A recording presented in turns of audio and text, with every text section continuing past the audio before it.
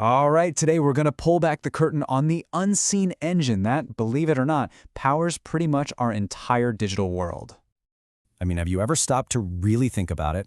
How do our phones, our computers, all our gadgets, how do they pull off this magic trick every single day? You tap a screen and boom, a whole universe of information just appears. You hit send, a message zips across the planet in like an instant. It all feels so effortless, right? So reliable. But what's really happening under the hood? Well, it's a total whirlwind of controlled chaos. And that right there, that's what we call the reliability paradox. Think about it. Inside that phone in your pocket, the processor is cranking out billions with a B, of calculations every single second. Or when you connect to Wi-Fi, that's a constant stream of tiny data packets flying back and forth. And here's the kicker. Every single one of those tiny, lightning-fast events has a small but very, very real chance of just failing. And yet, despite all those millions and billions of potential points of failure, what's your experience? It's remarkably smooth, isn't it?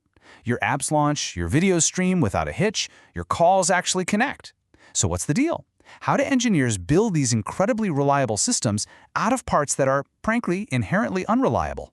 Well, the secret, it lies in a really powerful branch of mathematics.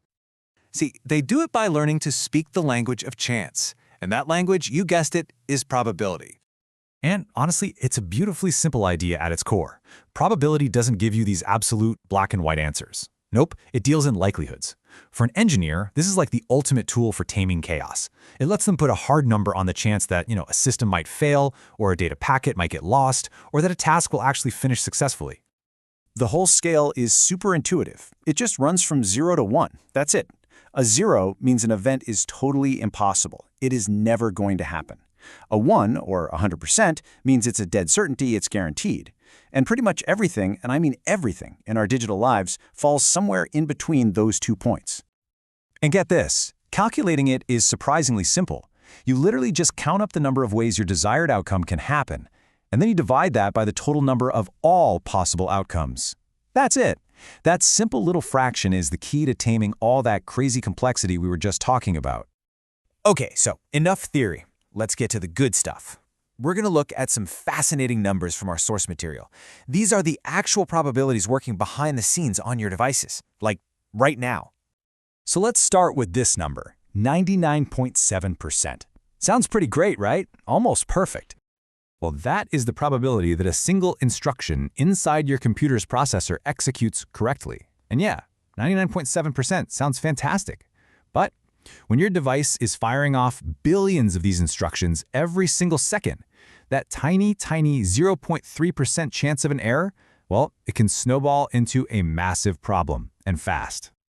Okay, now for a much smaller number, 0.05, or to put it another way, 5%.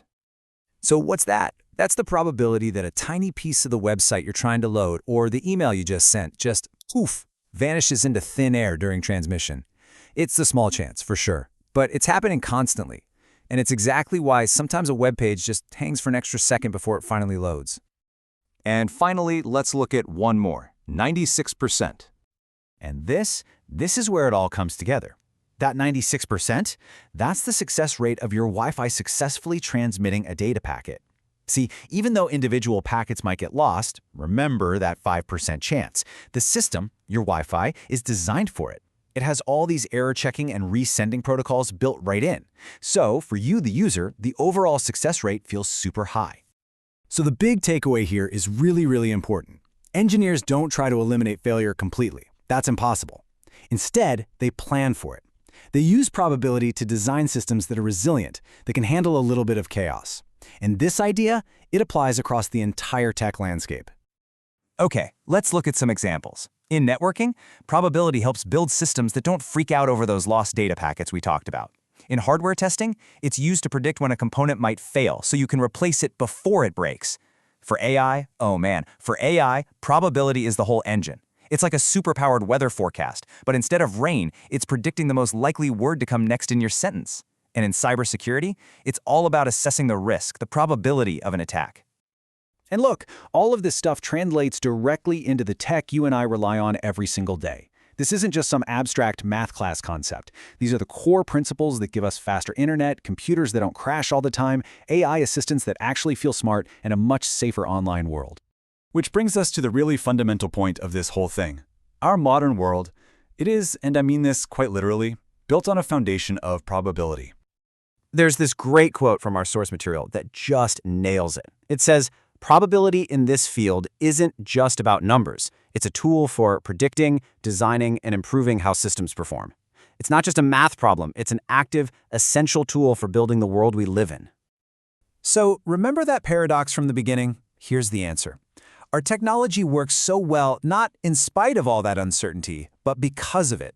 By understanding and actually calculating the chances of failure, engineers can design systems that expect it, that correct for it, and that ultimately give us that seamless, it-just-works experience we've all come to expect. So, I'll leave you with this one last thought to chew on. In a world that is so fundamentally built on likelihoods and chance, from the tiniest microchip all the way up to our vast global networks, what is the one event that we can ever be 100% certain of?